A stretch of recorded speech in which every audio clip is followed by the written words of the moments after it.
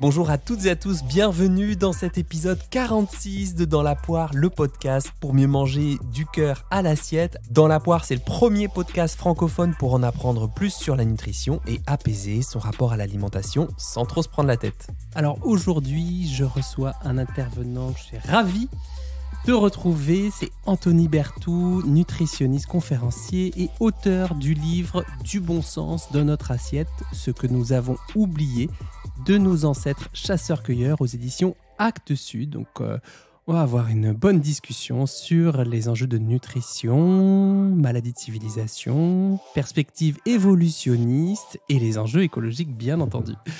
Anthony, bonjour. Salut Charles. Bonjour, je suis ravi de te retrouver. Alors la première question, commune à toutes les intervenantes et les intervenants de Dans la poire, quel mangeur es-tu ? Alors, bonne question. Je t'avoue que je me suis jamais vraiment posé cette question en soi. Je crois que je suis un mangeur simple.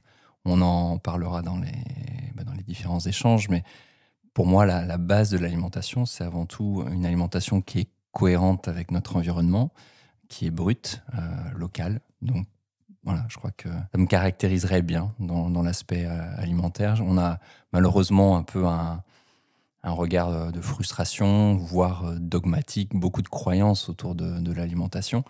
Donc, j'essaie de m'éloigner au maximum de ça pour prendre du plaisir avant tout. Bien sûr, intégrer ce que je sais de la nutrition, mais de manière la plus simple possible, la plus intuitive aussi. Alors, intuitive, c'est peut-être pas le bon terme parce qu'on pourrait mettre beaucoup de choses derrière ça, mais au sens de la simplicité. Et comment tu arrives, toi, à concilier toutes ces couches de connaissances en nutrition, micronutrition, valeurs, enjeux climatiques et autres, dans une forme de simplicité ? Là aussi, c'est une bonne question. Je vais juste reprendre ma propre histoire, en fait, pour tenter de répondre à ça. Et je parle souvent de révolution nutritionnelle me concernant. J'ai connu la nutrition quand j'étais sportif de haut niveau. J'ai fait partie de l'équipe de France junior de triathlon dans les années 90. Et du coup, j'avais un regard très calorique, très énergétique sur la nutrition. J'ai décidé d'en faire mon métier avec, je pense, cette connaissance macronutritionnelle, cette connaissance diététique. Et très vite, ma première révolution, ça a été cet aspect micronutritionnel, de se dire que finalement, au-delà de la calorie, dans notre assiette, on a bien évidemment des micronutriments connus ou encore pour certains méconnus, voire inconnus, qui influencent fortement notre alimentation. Donc déjà, ça faisait prendre du recul sur cette notion de calorie, qui pourtant a été pendant très longtemps celle qu'on a mis en évidence, y compris d'un point de vue des professionnels, voire encore aujourd'hui. Oui, voire encore aujourd'hui, c'est ce que j'allais dire, ça perdure encore chez de nombreux confrères, consoeurs. Ouais. Exactement, et donc ça a été vraiment effectivement la première évolution. La deuxième, c'est quand j'ai commencé à enseigner à l'École Polytechnique de Lausanne, à l'EPFL, sur les enjeux mondiaux de l'alimentation, c'est-à-dire les projections 2050. Et c'est vrai que moi, j'ai avant tout un regard, une formation individuelle, thérapeutique sur la nutrition, ou préventive, mais en tout cas sur un regard de santé et un regard d'individu.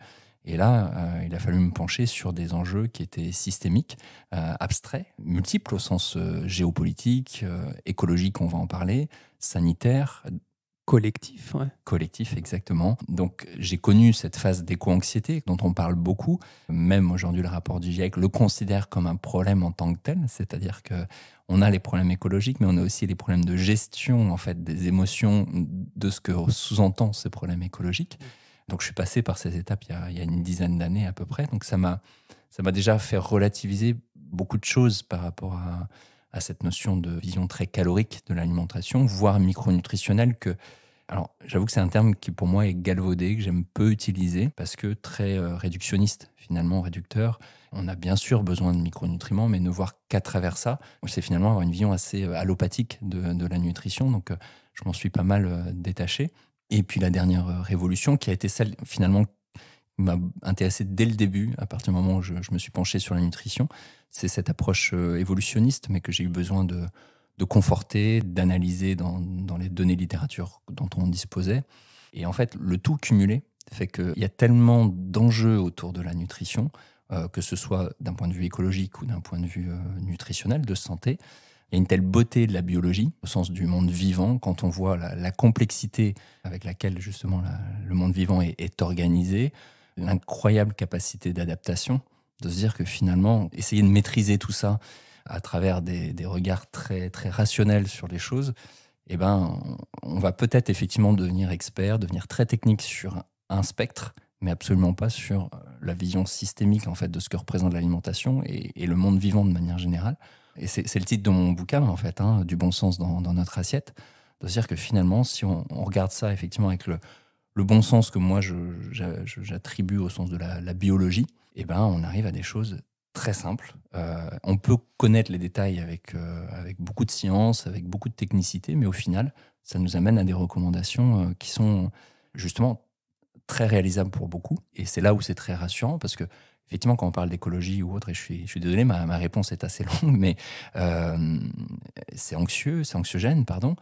Pareil, quand on parle de maladies de civilisation, dès qu'on parle de diabète, d'obésité, de cancer, de maladies auto-immunes, on a l'impression d'être totalement dans l'anxiété de tout ça.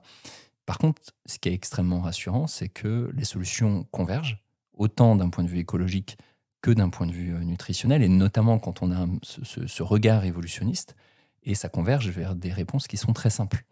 D'où, en fait, peut-être ma réponse à ça. Comment toi, tu as su ou pu gérer les vagues d'éco-anxiété que tu as traversées? Parce que j'imagine qu'en fait, comme tu es curieux, passionné et précis dans tes recherches, ben, en fait, plus tu comprends de trucs, plus tu connais de choses et plus tu intègres de dimensions, plus les choses s'accélèrent au niveau des différents rapports du GIEC, etc. Et comment toi, après, tu arrives à te remobiliser en mode allez, let's go change the world. Ouais, ben on a les fameux les étapes du changement, un processus qu'on connaît bien. Et alors, c'est vrai que ma personnalité et puis ma curiosité fait que j'aime bien aller comprendre dans le détail pour mieux intégrer les choses et pour après aussi mieux les transmettre à la hauteur de ce que je sais. J'ai nullement la prétention de dire que je connais mieux que quiconque quelque sujet que ce soit. C'est pas le sujet justement. Mais une fois qu'on pense maîtriser justement en détail ces éléments-là, une fois qu'on voit effectivement l'étendue du challenge auquel on est confronté, l'étendue des dégâts qui existent déjà en termes de biodiversité, en termes de maladies de civilisation aussi, si on parle de l'angle de la santé. La question, c'est qu'est-ce qu'on en fait concrètement? Et une fois qu'on a courbé un peu l'échine parce qu'on se dit, ok, c'est pas si réjouissant que ça, concrètement, à l'échelle individuelle, qu'est-ce que moi, je peux mettre en place?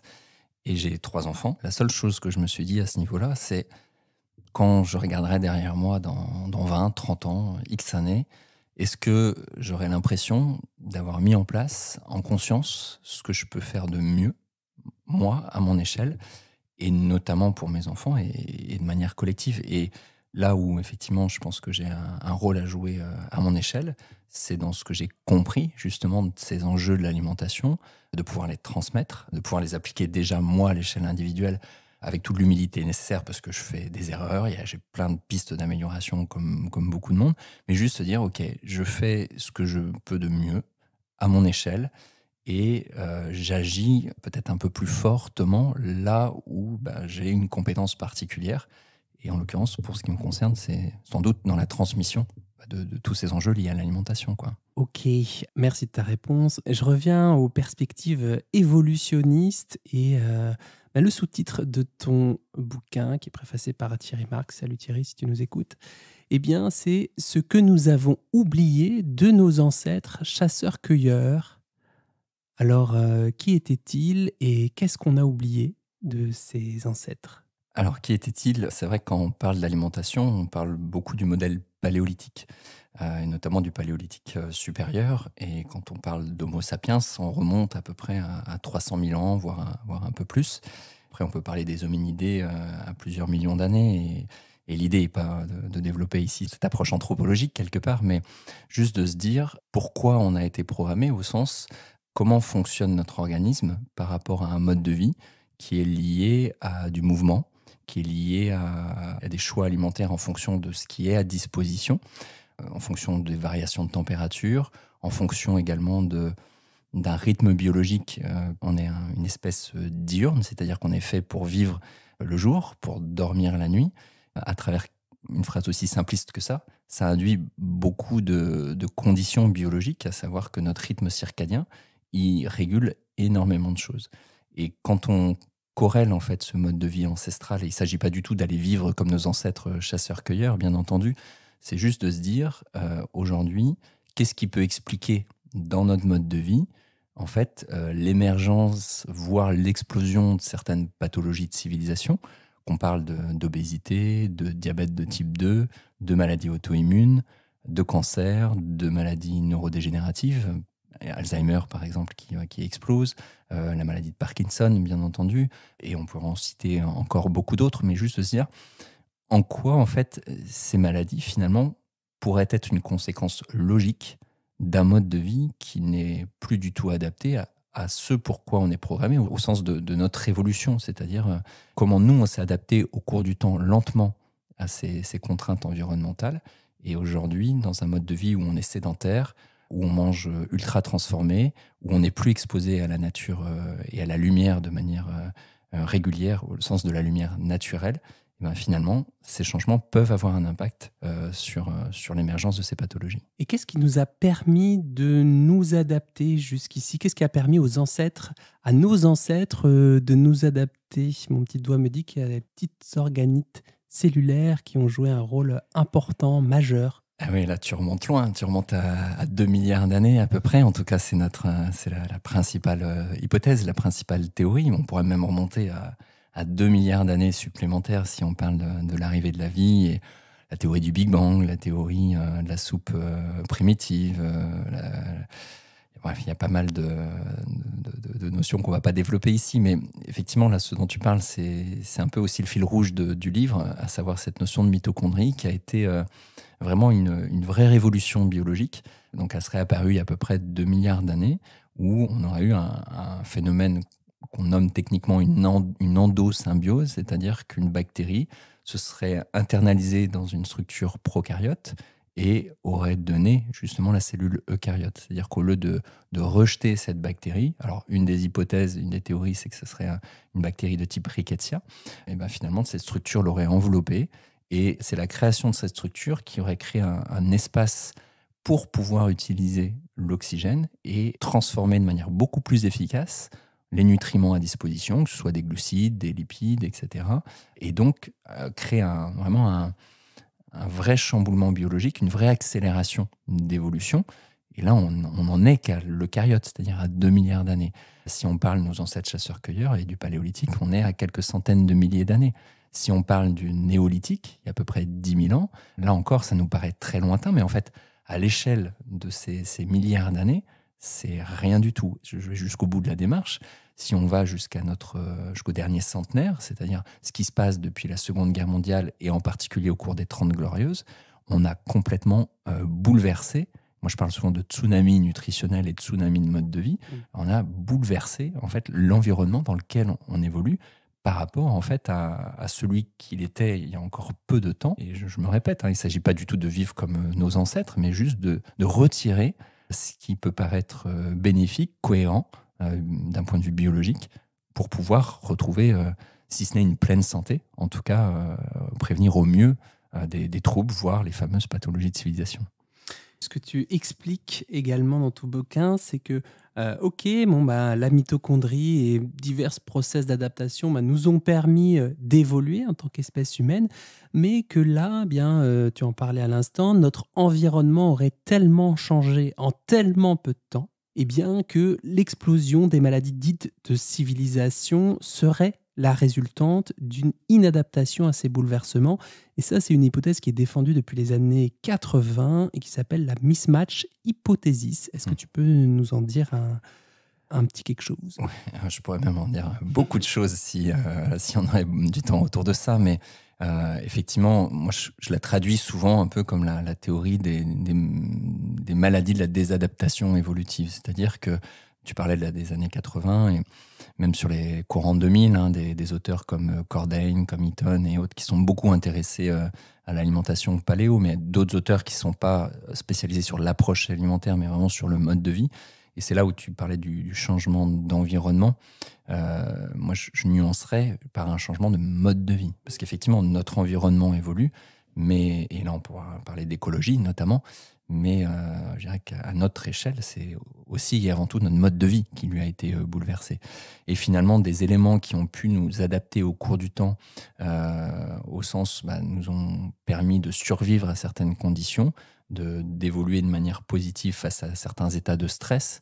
Techniquement, on parle de stress hormétique, c'est-à-dire de stress qui viennent stimuler des adaptations plutôt qu'être délétères. À partir du moment où ils ne sont pas trop importants et pas trop longs, on aura peut-être l'occasion d'en reparler. C'est quoi un exemple de stress hormétique, un exemple tout con? Alors déjà, revenir sur la définition de l'hormèse. Souvent, on parle de Paracelsus et la dose fait le poison. Ça illustre un petit peu ça, mais de manière un peu trop simpliste peut-être. Mais c'est un principe issu de la toxicologie qui nous dit qu'un composé stressant, ça peut être un composé toxique potentiellement, mais toxique au sens à haute dose, ce composé peut avoir un effet qui est positif ou un effet qui est délétère en fonction de la dose, en fonction de l'amplitude du stress, en fonction de la durée du stress, en fonction de son association à d'autres facteurs de stress. Donc en gros, se dire que c'est pas forcément le composé en lui-même qui est problématique, c'est l'association de ce composé et la réponse de l'individu face à l'exposition à ce composé ou à un stress, on peut parler de sport et par exemple d'activité physique, qui va conditionner le fait qu'il puisse être bénéfique ou délétère. Et en fait, notre pression sélective, c'est-à-dire notre évolution, elle s'est faite aussi beaucoup par rapport à ça. C'est-à-dire que ce qui nous a généré des nouvelles capacités, ça a été justement le fruit d'une exposition à certains stress. Je pense notamment au changement de température, au changement d'alimentation, qui ont au cours du temps perduré, qui ont initié certaines mutations parce que les individus qui ont initié ces mutations étaient finalement plus adaptés à ce nouvel environnement. Donc on a eu un phénomène de transmission. Alors on parle beaucoup de la théorie des développements de Darwin et autres, et il y a plein de nuances évolutionnistes à ce niveau-là, mais simplement de se dire que un stress, finalement, nous aide aussi à évoluer. Le problème d'aujourd'hui, c'est que on est dans un environnement extrêmement protecteur. Et ça, c'est bénéfique pour plein de raisons, puisqu'effectivement, on a des médicaments, on a des connaissances médicales, chirurgicales. Bon, bref, on a de la prise en charge, on est en sécurité, on a souvent un toit sur la tête, on est souvent chauffé. On mange souvent à notre faim, voire un peu plus. Voire un peu plus, exactement. On n'a pas de besoin vital de bouger parce qu'on a une voiture, parce qu'on peut travailler maintenant en télétravail, on a un ordinateur avec Internet qui est tout à disposition. Donc il ne s'agit pas du tout d'être dans la nostalgie, de se dire le monde était mieux avant. Il y a énormément de facteurs qui sont positifs, mais au final, ça nous met dans une situation où on n'a plus besoin de créer de la stimulation, on n'a plus besoin de s'adapter.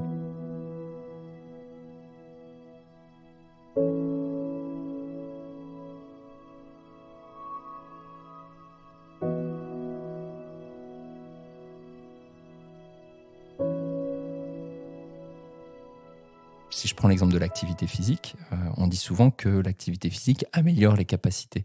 Non, c'est la sédentarité qui a altéré nos capacités. Donc la norme n'est pas d'être sédentaire et d'améliorer sa santé par l'activité. La norme est de bouger et les conséquences négatives sont liées à la sédentarité. Conceptuellement, c'est important à comprendre. Ouais, c'est pourtant pas les messages de santé publique. Effectivement, on voit les choses par l'autre bout de la lorgnette, là. Exactement, sauf qu'on est programmé pour bouger. On n'est pas programmé pour rester derrière un ordinateur à longueur de journée. On n'est pas programmé pour recevoir de la lumière bleue d'un smartphone à 20h ou à 22h le soir, comme on n'est pas programmé pour rester dans un bâtiment, même s'il est vitré tout au long de la journée. Donc ça paraît du bon sens, d'où le titre, encore une fois, du bon sens. C'est de la logique biologique, mais de se dire que finalement, toutes ces incohérences biologiques qu'on met en place, isolément, peut-être qu'elles peuvent avoir peu d'impact, mais regroupées ensemble et à une vitesse extrêmement rapide à l'échelle de nos capacités d'adaptation, effectivement, vont notamment favoriser ce qu'on appelle l'inflammation de bas grade, qui est une inflammation pernicieuse, latente, et qui est le point de départ des maladies de civilisation, auxquelles s'ajoutent des facteurs de prédisposition, individuels, génétiques, bien entendu, mais en tout cas, le point commun de ces éléments-là, c'est l'existence de cette inflammation qui elle-même résulte justement d'un mode de vie qui n'est plus adapté à ce pourquoi on s'est programmé au cours du temps. On va revenir justement sur l'inflammation de bas grade parce que c'est le point commun, le dénominateur commun à beaucoup de maladies de civilisation. Donc si je te suis, eh bien, c'est que on n'a plus de stimuli pour nous adapter, donc on se désadapte, c'est ça? Exactement. Et pour vous donner un ordre de grandeur, notre génome, il évolue de combien de pourcentage par million d'années? Je pourrais même pas répondre à cette question parce que c'est pas une question de quantité en C'est fait. pas 0,5? Alors on a quelques chiffres dans ce sens-là, mais moi je considère pas parce que en fait c'est vraiment la pression environnementale qui va déterminer le changement. Donc s'il y a une faible pression, il peut y avoir une faible variation. S'il y a une très grosse pression, il y aura une grosse variation. Alors on pourrait se dire finalement pourquoi pas s'adapter aux pesticides, pourquoi pas s'adapter à la sédentarité, pourquoi pas s'adapter au coca, aux cornflakes, aux aliments ultra transformés, etc. Le constat parle pour nous, au sens où il suffit de voir justement l'explosion de ces maladies de civilisation pour se rendre compte que c'est pas très cohérent, au sens où certes on est capable de s'adapter, mais encore une fois de manière très lente. Et là on a un problème dans le curseur entre la vitesse de changement et notre capacité d'adaptation. Alors il y a beaucoup de changements qui se mettent en place, et notamment dans ce qu'on considère aujourd'hui comme l'épigénétique, c'est-à-dire qu'on a nos gènes. Quand je parlais de mutation tout à l'heure, c'est une modification du gène qui va pouvoir se transmettre aux générations. L'épigénétique, littéralement, c'est tout ce qui est en périphérie du gène, et qui est notamment tout ce qui va être modifié par l'environnement, par notre mode de vie. Si tu as fait du sport hier, si tu as bougé, en fonction de ce que tu as mangé hier soir, tu as créé des empreintes épigénétiques. Donc ces empreintes, elles sont très importantes parce qu'elles nous permettent de nous adapter de manière extrêmement rapide justement au changement. Et une des grandes hypothèses de l'évolution, c'est que finalement l'épigénétique est le facteur immédiat. Maintenant, si la pression sélective perdure au cours du temps et apporte un bénéfice biologique, elle va être sans doute, je dis sans doute parce que ça reste hypothétique, le point de départ d'une mutation qui, elle, du coup, va être transmise de manière certaine. L'épigénétique se transmet aussi au niveau des descendances, mais on ne sait pas précisément à quelle hauteur, pour quelle durée, parce que ça dépend du stimulus, ça dépend du gène concerné, mais on étudie beaucoup un type de ver au niveau expérimental, et on voit qu'une empreinte épigénétique peut perdurer jusqu'à 14 générations.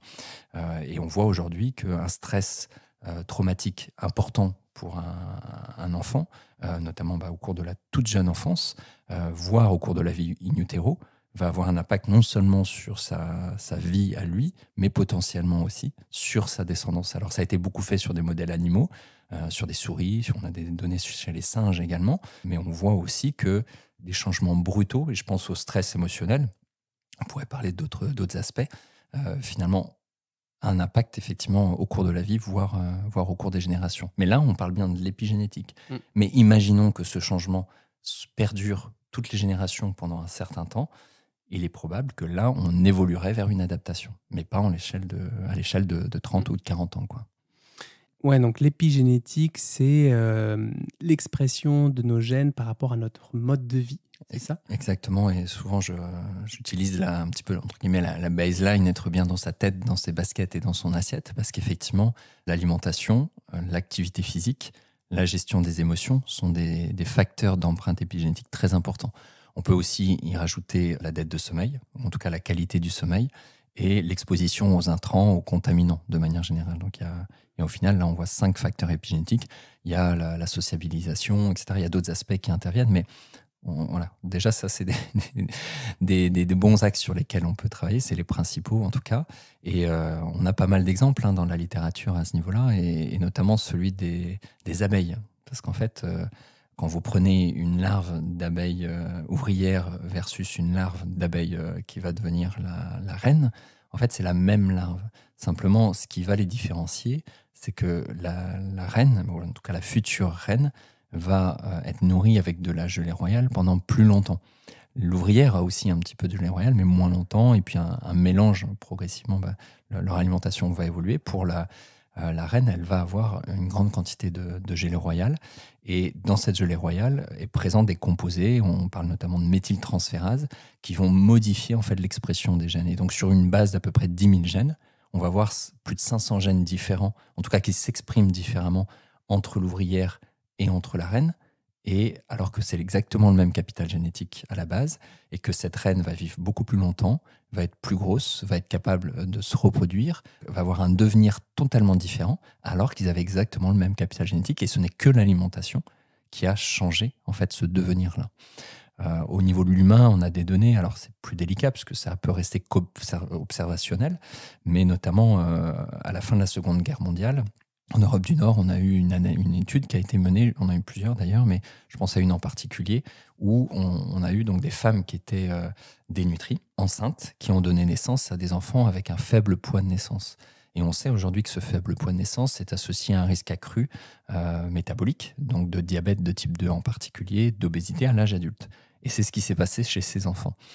Ces enfants ont mangé, entre guillemets, correctement, en tout cas d'un point de vue énergétique, au cours de leur enfance, de leur vie adulte, ont eux-mêmes donné naissance à des enfants qui avaient un faible poids de naissance, qui sont devenus, à leur tour, sujets à des risques accrus d'obésité et de diabète. Et il a fallu attendre la génération d'après pour avoir un phénomène de régulation et d'avoir finalement je parle souvent d'interrupteur, en tout cas, un interrupteur qui s'est éteint, ou un post-it qu'on a pu enfin enlever sur le gène pour qu'on n'ait plus cette expression-là. Et l'épigénétique, c'est ça, c'est comme des millions de post-it qu'on viendrait mettre ou enlever sur nos gènes.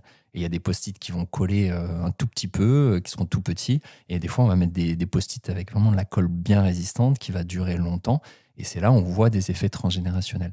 Et du coup, alors c'est très responsabilisant, l'idée n'est pas d'être anxiogène du tout, mais à l'échelle individuelle, mais ça permet aussi de comprendre parfois des implications vis-à-vis de la génération, notamment vis-à-vis de certains facteurs de risque métaboliques. Revenons à cette inflammation de bas grade, le plus petit dénominateur commun à nos maladies dites de civilisation. Parfois, je dis les maladies qu'on crée nous-mêmes, même si c'est un peu plus complexe que ça. Cela dit sur le NASH, la maladie du foie gras. On pourrait dire qu'on les crée un petit peu par nous-mêmes. Tiens, petit quiz. Tu sais combien de personnes dans le monde souffrent de stéatose hépatique, justement d'accumulation de graisse comme ça au niveau du foie? Je sais pas, 5 millions? Alors, je pourrais même, il faudra faire le calcul, mais je ne l'ai pas en quantité absolue, mais on estime plus de 25%, 26% de la population. Et en France, on est plutôt à 17-18%. Donc, ce qui est juste considérable. Ouais, ça a énormément augmenté en plus ces dernières années. Waouh. Oui, donc cette inflammation de bas grade, comment tu pourrais définir ça? C'est un ensemble de... Ça part de l'inflammation déjà. Sans inflammation, point de vie. C'est un peu comme les protéines, c'est ça? Sans inflammation, point de vie. Et un peu comme quand on a un coup de soleil, on a la rougeur, etc. Plein de cascades de mécanismes de réaction face à cette inflammation, une sorte d'agression en fait. Et puis ça se régule et puis à un moment donné, le coup de soleil se résorbe. Eh bien, l'inflammation de bas grade, c'est un terrain propice à ce que tout s'emballe, c'est ça? Oui, alors déjà, effectivement, revenir sur la définition de l'inflammation. L'inflammation, c'est un processus de résolution. C'est-à-dire que, comme tu le disais très bien, il y a un stress, donc il y a une infection, il y a une blessure, tu parlais de coups de soleil, etc. Donc ça veut dire que le corps va devoir réagir pour lutter contre cette agression et régénérer les tissus. Donc l'inflammation, c'est un processus salvateur. Si on n'était pas capable d'inflammation et de stress oxydatif qui est très associé à l'inflammation, toi comme moi, comme n'importe qui, on mourrait face à n'importe quel agent microbien, même si on ne le considère pas comme pathogène aujourd'hui. On se ferait une micro-coupure, on ne serait pas capable de cicatriser et on finirait par mourir d'hémorragie au cours du temps. Donc le processus inflammatoire, il est extrêmement important. Il est juste, comme tu le disais à la base, essentiel à la vie. Donc la difficulté, c'est de savoir jusqu'où cette inflammation est positive et à partir de quand elle peut devenir délétère. Et je donne souvent l'exemple de l'activité physique parce que c'est une des rares situations où on va volontairement créer de l'inflammation. C'est-à-dire que tu es sportif, mais imaginons que tu ne le sois pas et que tu dises demain, je veux aller faire l'ultra-trail du Mont Blanc. Plus de 150 km autour du Mont Blanc. Alors, certes, l'intensité est variable, etc., mais il faut quand même être bien préparé à ce genre de choses. Et talentueux. Et ça va.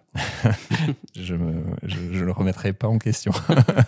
Donc, si par contre tu t'adaptes au sens où tu vas planifier une reprise d'activité si tu en faisais plus du tout pendant des mois, des années, avec ce qu'on appelle une quantification du stress qui est adaptée à ta capacité, et ben effectivement, tu vas progressivement t'améliorer, tu vas mieux récupérer, tu vas moins te blesser, tu vas être plus performant et tu vas finir par être prêt le jour J à l'épreuve que tu as choisie, ou un marathon, ou un triathlon.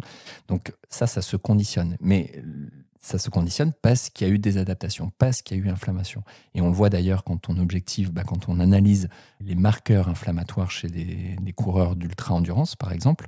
On a notamment une cytokine qu'on appelle l'IL6, je ne vais pas rentrer dans trop de détails, mais qui augmente fortement. On a un état inflammatoire qui est important, mais qui va se résoudre à ce niveau-là. Donc, sans stress, on n'aurait pas d'adaptation, on ne serait pas capable de faire un marathon dans des bonnes conditions. Simplement, si on a une planification d'entraînement qui n'est pas adaptée, si on dort mal parce qu'on se réveille 5 fois dans la nuit, parce que si on mange des aliments qui contiennent beaucoup de contaminants, qui ne sont pas de qualité, si on est dans un état de stress chronique parce que on vient de divorcer, on vient de créer son entreprise, on vient d'être licencié, etc. Et ben finalement, tous ces éléments-là sont des facteurs de stress qui vont faire que la même sollicitation liée à l'effort, la même inflammation, ne va pas du tout donner les mêmes résultats. C'est pour ça que je dis souvent, le sportif n'existe pas. Le sportif, c'est un individu qui génère un état de stress périphérique supplémentaire, qui est l'activité physique, parmi un ensemble d'éléments qui sont liés à son mode de vie. Donc, je parlais de l'immunité. L'inflammation est positive au sens où elle nous permet de lutter contre une infection. Sauf que si cette inflammation perdure, c'est-à-dire si l'organisme n'arrive pas à revenir à un état d'homéostasie adapté, ou s'il n'arrive pas finalement à contrecarrer ce qui est à l'origine de l'inflammation, eh ben, il va rester en permanence dans un état inflammatoire. Alors, on a des situations aiguës où on va mesurer dans la prise de sang notamment ce qu'on appelle la CRP. Là, on peut voir des valeurs élevées. Et là, on parle d'inflammation réelle au sens importante, aiguë, et qui peut perdurer au cours du temps. Mais là, on n'est plus dans une situation, entre guillemets, d'urgence. Sauf que quand on parle de toutes les pathologies évoquées, c'est effectivement une inflammation qui ne va pas forcément être objectivée par la biologie classique, c'est-à-dire par les prises de sang qu'on va pouvoir faire. On peut le mesurer à titre expérimental, mais c'est un peu plus délicat, ou de manière indirecte. Mais malgré tout, cette inflammation, elle est là, et elle est souvent multiple. Souvent, il y a un foyer inflammatoire intestinal, parce qu'il y a une perméabilité au niveau de l'intestin. Tu parlais du foie avec le syndrome NASH, qui est un foyer inflammatoire. S'il y a un excès de poids au niveau du tissu adipeux, on aura une inflammation. Si la personne est sédentaire, on aura une inflammation. Si la personne a une sécrétion d'insuline qui est inadaptée au cours du temps, on aura également un état inflammatoire lié à ce métabolisme de l'insuline. Donc au final, le tout cumulé fait que on est sur un brasier, on est sur quelque chose qui demande qu'à s'emballer. Parfois, il suffira juste d'un petit stimulus de plus, de la goutte d'eau qui va faire déborder le vase et qui va faire qu'on va décompenser. Et c'est vrai que sur toutes les pathologies de civilisation qu'on a évoquées depuis le départ, encore une fois, je me répète, mais le point commun, c'est l'existence de cette inflammation pour des raisons qui sont parfois différentes. Et puis, c'est toujours une question je ne vais pas dire de vase communicant, mais il y a 2 facteurs essentiels. C'est 1, qu'est-ce que génère l'environnement sur notre santé, c'est-à-dire notre mode de vie, et de 2, quelle est notre prédisposition, c'est-à-dire de quelle génétique on dispose. Et en fonction des pathologies ou des troubles, on aura parfois une proportion très importante de l'environnement. Des fois, ça sera la part génétique qui sera beaucoup plus importante, mais au final, ce qui nous intéresse, c'est comment nous, on s'adapte avec chacun de nos 2 bagages, environnement plus génétique, face à la sollicitation à laquelle on a. Et pour certaines personnes, on déclenchera peut-être un diabète de type 2. Pour d'autres personnes, ça sera une maladie inflammatoire chronique intestinale. Et voilà. Et si on devait parler en quelques dizaines de secondes de solutions, en tout cas de pistes qui peuvent limiter cette inflammation, réguler positivement cette inflammation de bas grade, en termes juste d'alimentation, on voit l'activité physique modérée et pas que, mais en termes d'alimentation, qu'est-ce qu'on peut mettre en place pour en parler un petit peu de solutions ?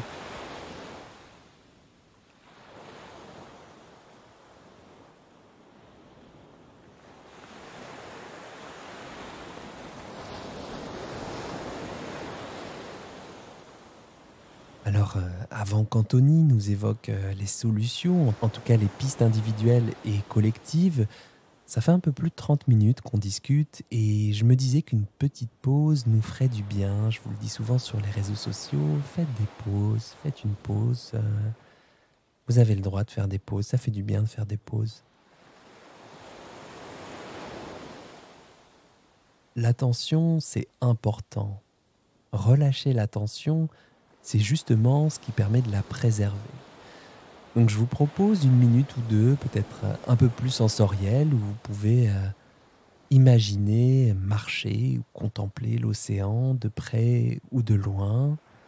Peut-être vous laisser bercer par le rythme des vagues qui viennent recouvrir le sable et se retirer pour revenir sous une autre forme. Il y a peut-être du vent et une ambiance sonore propice au voyage de l'esprit.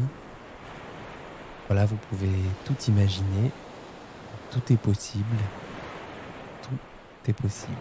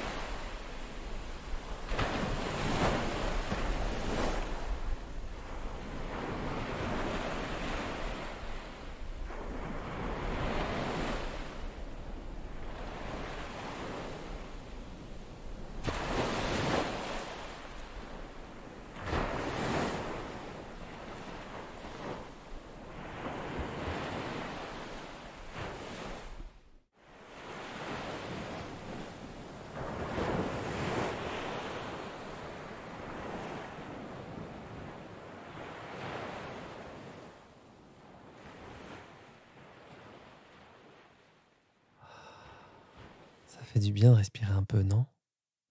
Je trouve que ça repose, que ça relaxe, que ça relâche, ça ressource. Et maintenant, nos modes de vie, justement, dont on a beaucoup parlé, nos modes de vie qui ont beaucoup changé, eh bien, ces moments de repos, de ressources, même d'1 minute ou 2 dans notre quotidien, ça fait la différence. Et je trouve qu'avec un peu plus de ces moments, on augmente notre qualité du temps passé. Allez, je retrouve Anthony pour parler des solutions individuelles et collectives.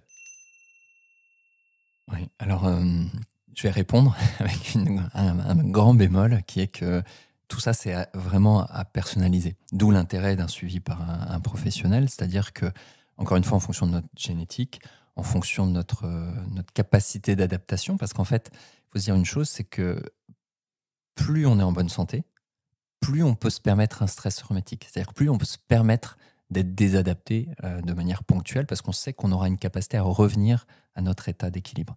Et moins on est en bonne santé, plus on est exposé à une des pathologies qu'on a évoquées ou à des troubles chroniques fonctionnels qui ne sont pas encore des pathologies, et ben moins on aura de latitude, en fait, d'amplitude pour pouvoir supporter un stress important. Si on met tout ça de côté de manière très simple, avant l'alimentation, je rebondis sur ce côté, sur l'activité physique, de l'activité physique avec des variations d'intensité. C'est vrai que là, on a tendance, on parle beaucoup du sport aérobie, et je suis le premier convaincu puisque c'est ma pratique d'origine, mais on a besoin, encore une fois, du stress, c'est-à-dire d'avoir des amplitudes d'intensité adaptées à notre capacité de supporter ça, mais voilà, des variations. De l'activité physique dehors, c'est-à-dire à la lumière naturelle. Et ça, on pourra peut-être en parler dans un autre podcast si ça t'intéresse, mais la lumière est composée de différentes longueurs d'onde, et certaines longueurs d'onde vont jouer notamment sur les mitochondries dont on a parlé tout à l'heure. Et donc, Ils sont équipés de petits photorécepteurs. Exactement. Et si on parle technique, on va parler de cytochrome C oxydase au niveau de la membrane de la mitochondrie. Et on a certaines longueurs d'onde, et notamment proches infrarouges, qui vont venir stimuler ce photorécepteur et qui dit qu'on est le jour et qu'on est dans un état de stress, en fait, mais adaptatif.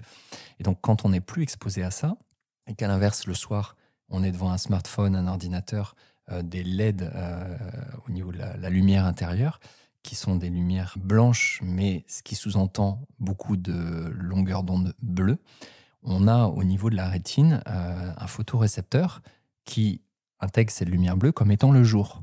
Donc on dit à notre cerveau que c'est le jour. Donc un conseil simple, c'est juste de vivre en fonction de notre biologie, de notre chronobiologie, parce qu'en fait, on voit le côté jour et nuit, mais beaucoup de nos hormones, beaucoup de nos organes, notre système immunitaire, beaucoup de fonctions en fait métaboliques liées à l'organisme sont régulées en fait de manière cyclique, ont leur propre rythme circadien. Même notre microbiote intestinal a un rythme circadien. Donc, excuse-moi du terme, bêtement, voilà, vivre à l'extérieur le jour, dormir dans l'obscurité en fonction justement des cycles de la lumière, c'est un conseil basique mais qui est très important. Donc bouger. Alors le stress émotionnel peut être positif à partir du moment où c'est un stress qui est aigu et bien sûr supportable. Ce qui est vraiment délétère, c'est la chronicité de ce stress. J'ai échangé un jour avec un médecin qui donnait cet exemple de justement l'homme de Cro-Magnon, si on caricature un peu le truc, qui disait bah oui, il allait peut-être chasser le mammouth, où il se mettait en groupe pour aller chasser le mammouth. Une fois que c'était fait, ou une fois qu'il avait échappé au mammouth parce qu'il n'avait pas réussi à le faire, il allait dans la grotte, il se reposait, il profitait de ce qu'il avait chassé s'il pouvait, avant de repartir. C'est comme si on fait un Ironman. Un Ironman, c'est ça. Par contre, on ne va pas enchaîner les Ironman tous les jours.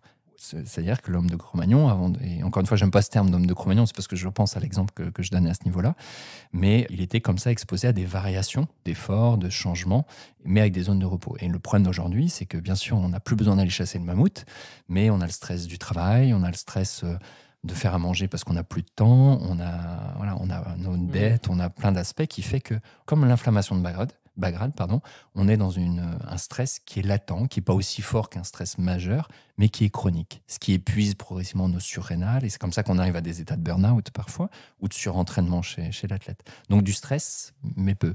Dormir, bien, mais pas trop. C'est pareil, on voit aujourd'hui que dormir par exemple, trop longtemps, alors ça veut dire quoi trop longtemps ?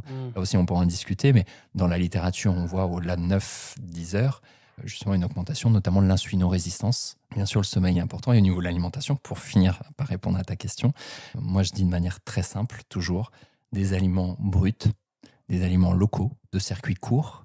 Alors ça a la dimension écologique, mais je pense qu'on va en parler, de saison, écologique ou en tout cas avec le moins d'intrants chimiques, et j'anticipe aussi sur le côté écologique, mais globalement avec au moins 3/4 à 80% de végétaux et à peu près 20 à 25% de produits animaux, étant entendu qu'en fonction de notre génétique notamment, ou de nos attentes, on peut faire varier ce curseur. Mais là, je me place à l'échelle très systémique, c'est-à-dire des populations, avec un enjeu autant nutritionnel qu'un enjeu écologique. Ok, je rappelle que végétaux, c'est pas forcément fruits et légumes, c'est aussi oléagineux et légumineuses, céréales complètes, bien entendu. Alors, au tout début de cet épisode, tu disais qu'il y avait de gros problèmes, mais que les solutions convergeaient au niveau individuel et collectif. Et hier, j'ai entendu une de tes conférences dans un salon bio, et je vais me charger un petit peu de dire quelques chiffres, pour que ce ne soit pas toujours toi qui dises les trucs super anxiogènes. Alors, à horizon 2050, en tout cas selon l'état actuel des projections, on sera 1,5 milliard de personnes de plus de 65 ans. On a une espérance de vie qui a augmenté, mais une espérance de vie qui stagne en Occident. Espérance de vie en bonne santé. Ouais, espérance de vie en bonne santé, effectivement, sans incapacité. Je vous le dis, c'est 62 et 64 ans. Donc, c'est un âge relativement proche de la retraite, un mot qu'il ne faut pas prononcer en ce moment. Et puis, les enjeux sanitaires, écologiques, avec 1 degré en plus, eh bien, nous aurions environ 10% de productivité alimentaire en moins. Avec 2 degrés de plus, ça serait 20% de productivité alimentaire en moins, avec une population, je vous le rappelle, qui continue à s'agrandir. Et il y avait un rapport de Eat-Lancet, de la commission Eat-Lancet de 2019 sur le modèle alimentaire qu'on pouvait imaginer à projection 2050. Eh bien, on serait entre 280 et 300% de biocapacité. Ça veut dire qu'on va utiliser 3 fois ce que peut nous offrir la planète. On va utiliser 3 fois ce que peut nous offrir la planète. Alors, face à ces nouvelles-là, et c'est qu'une toute petite partie de l'iceberg, qu'est-ce qu'on peut faire, nous, Anthony ? Alors, déjà, merci de te charger des chiffres, effectivement. Alors, après, on pourrait donner des nuances, hein, bien entendu, sur, là, quand tu parles de ces chiffres sur la biocapacité, c'est par rapport au rapport Eat-Lancet sur la part des ruminants, des produits animaux, sur le côté 1% 1 degré supplémentaire, 10% de disponibilité alimentaire, c'est bien sûr variable en fonction du du type d'aliments qu'on considère, mais là on parle en termes de ressources de manière générale, et c'est pas aussi linéaire 2%, 20%, 3%, 30%, mais ce qui est certain, c'est qu'on est dans une situation d'urgence. Aujourd'hui, on voit que, par exemple, sur le rendement des sols, malgré les fertilisants, malgré les pesticides et autres, on a atteint des seuils plateaux, des plateaux de rendement, voire on commence déjà à avoir des diminutions de rendement sur le blé ou autre, et malgré toutes les solutions qu'on peut imaginer d'un point de vue conventionnel, c'est-à-dire la culture intensive, la monoculture, de l'élevage intensif et autres. Alors, quoi faire? Déjà, c'est d'en avoir conscience. Je crois que ça, c'est peut-être simpliste quand je dis ça, mais c'est... Don't look up. Voilà, par exemple, ça peut être... C'est quand même une condition nécessaire, mais pas suffisante. Donc, et juste, je continue un peu sur les chiffres, mais on estime que la part de la chaîne alimentaire, que ce soit l'agriculture au sens de la culture, de l'élevage, de l'impact de l'industrie agroalimentaire, nos comportements alimentaires, on est, en fonction des études et des facteurs qu'on considère, entre 27 et 35% des émissions de gaz à effet de serre. Donc, en gros, un tiers des émissions de gaz à effet de serre sont liées au modèle agricole actuel, ou agroalimentaire, mais pas au sens industriel.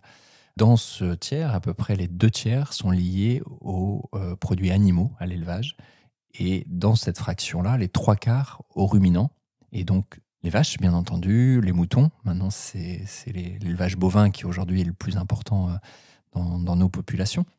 Donc ça veut dire qu'on peut avoir des actions très concrètes, au sens où, pour donner quelques exemples, mais là aussi je me place purement dans de la statistique, et notamment sur les données du rapport Lancet. On a d'autres auteurs comme Springman et autres qui ont beaucoup travaillé sur le sujet. On considère que à l'échelle des populations, si on diminuait par 2 la consommation de viande et on multipliait par 2 celle de fruits et légumes, on diminuerait de 49%, de quasiment la moitié des gaz à effet de serre d'origine alimentaire. C'est énorme. Alors vous allez me dire, oui, mais si moi je mange déjà peu de viande et que mon voisin en mange 2 fois par jour, ou que le chinois, ou le japonais, ou le danois, ou l'allemand, l'américain, oui, certes, c'est pour ça qu'on peut raisonner que sur des statistiques, mais on voit quand même qu'il y a des leviers qui sont importants dès lors qu'on est justement dans une approche qui est collective en tant que telle. Donc, ce même rapport nous donne sur l'histoire de la viande rouge, par exemple, par rapport aux chiffres que tu citais, une recommandation d'une portion, c'est-à-dire à peu près 120, 150 grammes maximum, tous les 9 à 10 jours. Donc quand on voit que pour beaucoup de personnes, c'est difficile de ne pas en manger tous les jours, on a une marge de manœuvre qui est clairement importante. On a aussi, tu en parlais très bien tout à l'heure, tout intérêt, autant au niveau écologique que nutritionnel, à renforcer la consommation des oléagineux, des noix, des noisettes, des amandes, qui sont locales, c'est-à-dire européennes pour nous, Européens, californiennes peut-être pour ceux qui sont en Californie, mais pas de californiennes pour les Européens. Donc ça veut dire que dans nos choix alimentaires, on a aussi des notions de cohérence en fait, d'achats locaux, comme se dire qu'on va acheter du bio avec, je donne souvent l'image d'une mangue qui est achetée sous plastique à Carrefour bio. Voilà. Quelle est la cohérence de l'acheter dans une grande surface, emballé dans un plastique, après avoir fait des milliers de kilomètres? Alors certes, il y aura un peu moins de pesticides. Maintenant, est-ce que c'est logique au sens de notre comportement? Ouais, bien sûr, c'est relatif. Donc, juste donner aussi quelques exemples sur, par exemple, je parlais de l'élevage. En fait, la plupart des modèles aujourd'hui intensifs au niveau notamment de l'alimentation bovine, on donne à ces animaux des tourteaux de soja. Après, ça peut être du maïs, etc. Mais en tout cas, ce soja, il peut venir d'outre-Atlantique, il peut parfois être OGM, et c'est un autre sujet. Mais le soja contient des oméga-6. On parle d'acide linoléique, exactement. Cet oméga-6 va être métabolisé par la vache, qui va donner de l'acide arachidonique, donc qui est un oméga-6 à longue chaîne, qu'on a en trop aujourd'hui dans notre alimentation. Et à l'inverse, si cette même vache, elle broute ce pourquoi, elle, entre guillemets, je caricature un peu, elle est programmée, c'est-à-dire du foin, de l'herbe, elle est dans les pâturages, et ben, elle va consommer plus d'oméga-3 végétaux, l'acide alpha-linolénique, qui là aussi va être métabolisé par la vache et donnera davantage d'oméga-3 à longue chaîne, du DHA en particulier, ou un petit peu d'EPA. Et ce qui est intéressant, c'est qu'en ayant un mode d'élevage extensif qui sera beaucoup plus respectueux du bien-être animal, qui répondra à des enjeux écologiques positifs, on va améliorer notre ratio oméga 3, oméga 6, et notamment sur les oméga 3 et oméga 6 à longue chaîne, ce qui nous pose aujourd'hui beaucoup de problèmes. Donc au lieu d'aller dire on va aller consommer des capsules d'oméga 3 de poisson, etc., je ne dis pas qu'il ne faut pas le faire, mais la priorité, c'est déjà de revoir la chaîne alimentaire pour se dire on met en place un système qui est cohérent, et c'est là où c'est rassurant. C'est-à-dire qu'on parle d'écologie, on parle de bien-être animal, de nutrition, la tendance converge. Alors bien-être animal, on peut dire on peut ne pas manger d'animal. C'est un autre sujet qui est tout aussi respectable. Là, on se place dans une situation où effectivement on va consommer un petit peu de produits animaux, mais beaucoup moins, et surtout de meilleure qualité, et avec une appréhension systémique justement sur le côté local, parce qu'on va le prendre à un agriculteur où on sait que ce qu'on va lui payer va lui revenir à lui, et non pas, entre guillemets, une misère parce qu'il sera passé par une centrale, il sera passé par la grande distribution, etc. Donc en fait, on peut avoir des modèles vertueux très simples, simplement à travers nos choix alimentaires.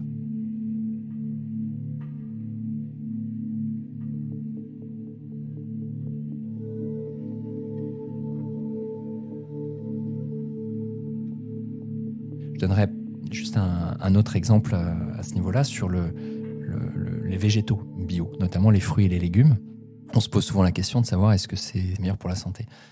En toute logique, on s'attend à dire oui, et c'est le cas. Alors, pourtant, on a des détracteurs de manière régulière, parce que le bio aussi, ou en tout cas un certain type de bio, il y a quand même la bouillie bordelaise, c'est quand même plus cher en caisse, tout le monde n'a pas les moyens, c'est un truc de bio, nanana. Ok. Alors, il y a des attaques. Oui, mais il y a des attaques qui sont parfois justifiées. Alors, la notion du bio en tant que telle est un sujet à part entière. C'est avant tout une notion aussi de respect de cahier des charges basé sur des obligations de moyens et non pas de résultats. Donc effectivement, ça ne veut pas dire que si vous achetez une tomate bio, vous n'aurez pas de pesticides. Ça veut dire que l'agriculteur n'en aura pas utilisé de manière chimique. Donc effectivement, tu peux avoir la bouillie bordelaise qui va poser problème parce qu'on se retrouve parfois, et on le voit dans les études, avec des populations qui ont plus de cuivre au niveau plasmatique parce que véhiculé par cette bouillie bordelaise, qui est un pro-oxydatif important en fait en excès.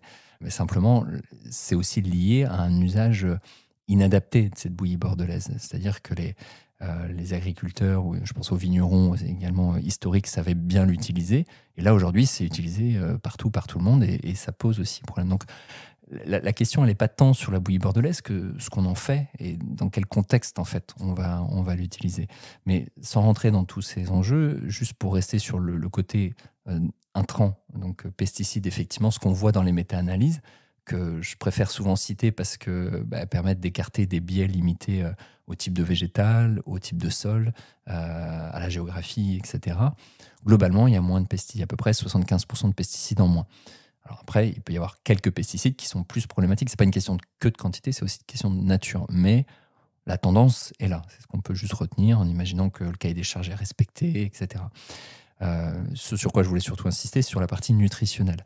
Et là aussi, on pourrait nuancer en fonction des origines, mais ce que nous disent les méta-analyses, c'est que les végétaux qui sont issus de l'agriculture biologique vont avoir plus d'un composé, d'une famille de composés, parce qu'il y a plusieurs centaines de ces composés, ce qu'on appelle les polyphénols. Et ça, c'est intéressant à retenir. En tout cas, moi, j'aime bien l'utiliser comme exemple parce que les polyphénols, en nutrition, on les considère comme des antioxydants. Et ce ne sont pas des antioxydants. En fait, ce sont des composés de défense qui sont produits par les végétaux, justement, pour lutter contre les agressions. En cas d'agression parasitaire, en cas de sécheresse, en cas de chaleur, etc. Qui fait que le végétal, il doit se débrouiller tout seul. Principe d'adaptation, principe d'hormèse dont on parlait tout à l'heure. Donc, il développe des capacités de protection. Il va du coup aussi s'enrichir dans ces polyphénols-là. Et nous, qu'est-ce qu'on va faire ? On va manger notre tomate issue de notre potager bio, etc. Et donc, on va consommer plus de polyphénols qui vont nous agresser et qui vont surtout agresser nos fameuses mitochondries dont on parlait tout à l'heure. Mais rapporté à notre dimension humaine, notre poids humain, et cette mini-agression, c'est un stress hormétique. Elle nous développe nos capacités d'adaptation, nos propres systèmes enzymatiques de défense antioxydante, ce qui fait qu'on les considère comme des antioxydants. C'est d'ailleurs ce qui explique que quand on les goûte, vous buvez un café, vous mangez du cacao, du thé, vous prenez des aliments qui contiennent beaucoup de polyphénols, en fait, c'est pas très agréable le goût. En fait, ça peut être astringent, voilà. c'est pas un goût inné au sens plaisant, et on s'y adapte en fait. Mais on peut aussi, c'est une des grandes hypothèses, c'est que ces composés-là sont déplaisants de prime abord parce que on sait que c'est pas quelque chose qui est bénéfique en soi. Maintenant, ça nous l'est rapporté à la dose, toujours la même chose. Et donc, si vous prenez votre tomate qui est hors sol, qui a été bourrée de fertilisants, de pesticides, qu'on a chouchouté, non pas pour prendre soin du végétal, simplement pour des questions de rendement économique. Et tu m'avais fait une petite anecdote, pas très loin de chez moi, effectivement, on voit des agricultures intensives qui n'ont pas de sens.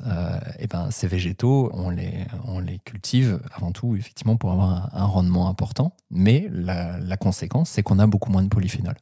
Et donc, on altère nos propres capacités d'adaptation et de défense, tout simplement pour une raison, avant tout, économique. Pardon, je ne fais pas de lapsus là-dessus. Et donc, justement, d'un point de vue écologique, la solution, elle est bien évidemment d'être dans un modèle. Alors, bio, c'est un grand terme bien galvaudé. On peut aussi parler de modèle permacole, d'agroécologie, en tout cas de modèle résilient et cohérent au niveau de la nature. Et ben, on répond aussi à certains de nos enjeux nutritionnels. Et juste pour finir sur une de tes remarques quand tu parlais de plus cher à la caisse, oui, c'est sûr que si tu vas acheter ton paquet de cornflakes bio au lieu d'un paquet de cornflakes conventionnel, tu le payeras plus cher. Tu as même des bonbons bio aujourd'hui. Donc oui, tes bonbons bio te coûteront moins cher que tes bonbons conventionnels. Est-ce que c'est attribué pour autant un tort au bio ? Non, c'est avant tout qu'est-ce qu'on va acheter. Et ce qui est intéressant de voir dans la littérature, il y a peu d'études, ce qui est logique parce que en fonction des pays, en fonction des types d'achats, on peut avoir des variations, mais on a quand même des enquêtes de consommateurs, des associations de consommateurs qui montrent que dès lors qu'on passe sur un modèle brut, et notamment sur un modèle flexitarien, on va diminuer la consommation de viande, on peut avoir jusqu'à 20% d'économie sur un panier moyen, avec un peu de viande ou de volaille, etc., mais de meilleure qualité, plus de végétaux, etc. Et c'est-à-dire qu'on bascule le prix de produits ultra transformés vers des produits bruts. Et effectivement, une viande bio va coûter plus cher en rayon de supermarché. Mais je donne aussi, d'ailleurs dans le livre, cet exemple. Je m'étais amusé sur Internet au moment où j'écrivais à regarder le prix d'un steak haché bio d'une grande marque, je ne vais pas citer là, bio versus conventionnel. Et il y avait, de mémoire, plus de 25% de surcoût dans le bio. Je me suis amusé à regarder sur un producteur local qui était à quelques kilomètres, qui vendait des steaks hachés de très bonne qualité localement, bio, moins cher que le bio en grande surface et quasi au prix du conventionnel. Donc au final, on avait un produit de qualité qu'on mangera moins. On savait que cet argent, on allait le donner à un agriculteur qui en a besoin et qui le mérite, entre guillemets. Et on est dans un modèle qui est vertueux. Et effectivement, au lieu de se dire je vais manger beaucoup de protéines animales et il y aurait plein d'exemples à citer, et je vais peut-être manger aussi plus d'oléagineux, des noix, des noisettes, des amandes qui m'apporteront des protéines végétales, qui m'apporteront des graisses de qualité, etc. Et qui font qu'au final, il y a des fruits, il y a des légumes, il y a des oléagineux, il y a des huiles de qualité, il y a un petit peu de produits animaux qui sont bio, qui ne sont pas transformés et qui ne nous coûtent pas plus cher que d'aller acheter notre pizza Sodebo ou je ne sais trop quoi, même si j'ai rien contre cette marque-là. Voilà. Parler de protéines animales, protéines végétales, est-ce que, je ne sais pas, si on a des objectifs sportifs et que nos apports en protéines sont un petit peu plus majorés, et si on veut quand même être cohérent avec une portion de viande tous les 9 jours, si on se met dans la lignée du Eat Lancet, là, eh bien, est-ce qu'on peut s'en sortir avec uniquement des protéines végétales pendant les 8 autres jours, sachant que ce n'est pas la même valeur biologique ni le même coefficient d'utilisation digestive, même si ça doit pas vous parler, ces histoires-là. Le CUD. Donc, alors attention, dans ce que dit le rapport Eat Lancet, là, on parle vraiment de viande, et notamment de viande de ruminants. Et donc, ça n'incluait pas la volaille, du poisson, des œufs. Donc, on peut avoir d'autres produits animaux, mais effectivement, sur une faible consommation. Donc, pour répondre à ta question, déjà, nos besoins fondamentaux, ils sont à peu près 0,85, voilà, il y a peut-être des petites nuances, 0,86, etc., grammes de protéines par kilo de poids corporel par jour. Compte tenu du fait que justement il y a des variations de qualité de protéines, quand vous allez cuire une volaille ou un poisson, vous allez dénaturer certaines protéines. Au final, on estime que le besoin de base, il est à peu près d'1 gramme à 1,2 gramme de protéines par kilo de poids corporel par jour. si vous êtes sportif et que vous avez une activité intense, que ce soit en prise de masse, mais sur un sport de force ou que ce soit sur un sport d'endurance, on estime que les besoins augmentent à peu près à 1,3 g à 1,5 g. Sauf que quand on regarde dans la population sédentaire actuelle, aujourd'hui, nos apports spontanés sont justement d'1,3 g à 1,5 g et avec un ratio moyen de 2 fois plus de protéines animales que de protéines végétales. Alors que notre ratio dans les recommandations conventionnelles, c'est du 50-50, c'est-à-dire autant de végétal en termes de protéines que d'animal. Et si on se place sur le spectre écologique, on serait plutôt sur du 60% végétal à 40% animal. On a d'ailleurs deux publications toutes récentes qui sont tombées à nouveau sur le sujet. Donc, en fait, en réaugmentant les végétaux, en diminuant les produits animaux, mais déjà en baissant nos apports à nos besoins, on estime que c'est plus de 18 à 20% en termes. Je parle des gaz à effet de serre parce que depuis tout à l'heure, au niveau écologique, on parle de cet aspect. Il y a d'autres critères sur l'eau, sur l'empreinte hydrique, sur l'eutrophisation des sols, etc. Mais si on reste sur ce côté des gaz à effet de serre, en fait, déjà de diminuer diminuer nos apports par rapport à nos besoins a un impact positif. De là à être végétalien et à se dire je mange que végétal, alors sur le côté quantitatif, on pourrait couvrir nos besoins, c'est-à-dire que c'est possible. Maintenant, quel est l'impact social ? Quel est l'impact sur les autres critères nutritionnels ? Alors, on parle beaucoup de la B12. Là, pareil, ça a tout un sujet à discuter autour de la B12. Il y a la taurine, il y a les oméga-3 à longue chaîne, il y a pas mal de choses sur lesquelles ça mériterait un podcast à part entière. Mais si on est très attentif, si effectivement on est rigoureux, etc., on peut imaginer avoir un statut qui est correct. Maintenant, si on se place sous un spectre écologique, on a, et je parlais tout à l'heure des travaux de Springman, et même le GIEC a fait des projections à ce niveau-là, sur un modèle totalement végétal, on aurait certes un gain d'émissions de gaz à effet de serre en tant que tel, mais on sait très bien que c'est un modèle qui n'est pas adapté au sens acceptable pour l'ensemble de la population mondiale, et l'animal a un rôle dans l'écosystème. Ça ne veut pas dire qu'on doit le manger, mais ça veut dire que, encore une fois, en étant dans une considération de bien-être animal, l'animal parfois participe à la culture au sens les animaux de trait, etc. Alors ça veut dire que c'est des produits qui vont être consommés en tant que tels, mais c'est juste se dire que on n'est pas obligé de rentrer dans un modèle végétalien pour répondre aux enjeux écologiques. Et d'ailleurs, sur les données dont on dispose, on voit que de toute façon, on n'a peut-être pas le temps de tout développer, c'est pas la solution. Et au niveau nutritionnel, je dis, il y aurait plein aussi de nuances là à évoquer. D'où cette notion de modèle flexitarien, qui encore une fois revient beaucoup aujourd'hui dans les données littérature. Après, il faut bien cadrer cette définition de modèle végétarien. À travers ce qu'on a dit déjà, on a quelques billes. Et c'est vrai que autant du point de vue de la physiologie humaine que de l'aspect environnemental, ça reste un modèle qui est très cohérent. Merci Anthony. Alors si tu devais retenir un mot de cette un peu plus d'heures de podcast qui s'est écoulé, ou de nos échanges, ou des conférences que tu fais, quel mot pourrait retenir nos auditeuristes du jour ? Bonne question. Je pense que le mot humilité, pour moi, est le plus important. Ça s'adressera peut-être plus d'ailleurs aux professionnels qu'au grand public, parce qu'on pense savoir beaucoup de choses. Alors on en sait certainement, moi y compris, mais il y a énormément de choses qu'on ne connaît pas. Je n'ai pas le temps ici maintenant, parce qu'on a déjà beaucoup parlé, mais je pense à une étude qui parle beaucoup de la part sombre de la nutrition, qui nous montre qu'on a des dizaines de milliers de métabolites végétaux dont on ne connaît pas véritablement en fait, les interactions par rapport à ce qu'on connaît aujourd'hui, et notamment via ce qu'on appelle la matrice alimentaire.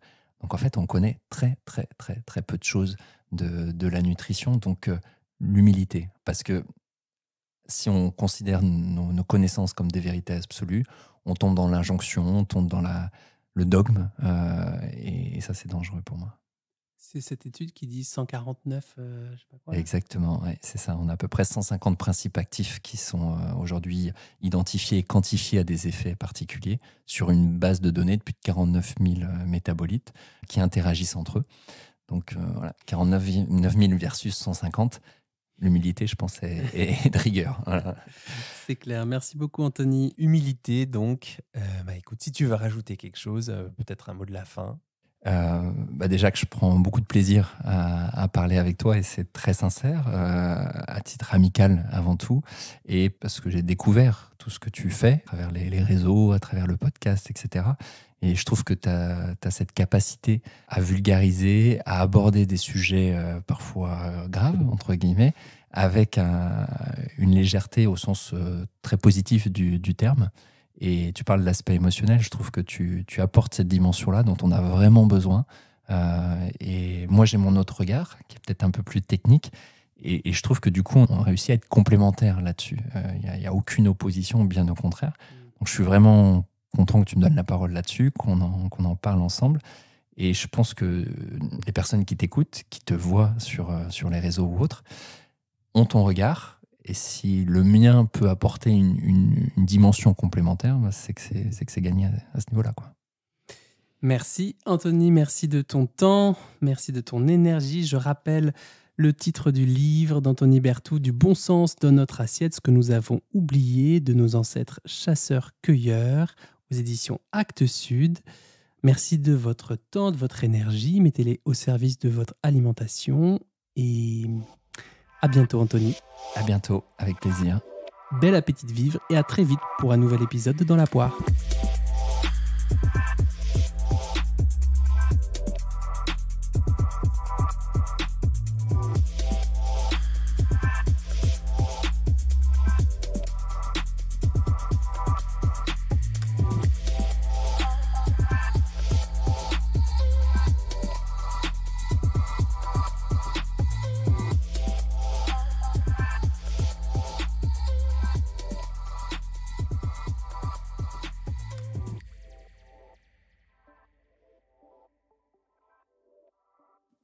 Bon, bien. T'es content? Eh ben, une petite heure 20. Hein. Bah ouais. Voilà. Ouais. Putain, ça va? Ouais. C'est surtout toi. Oui. T'es content. Ouais. T'imagines. Super.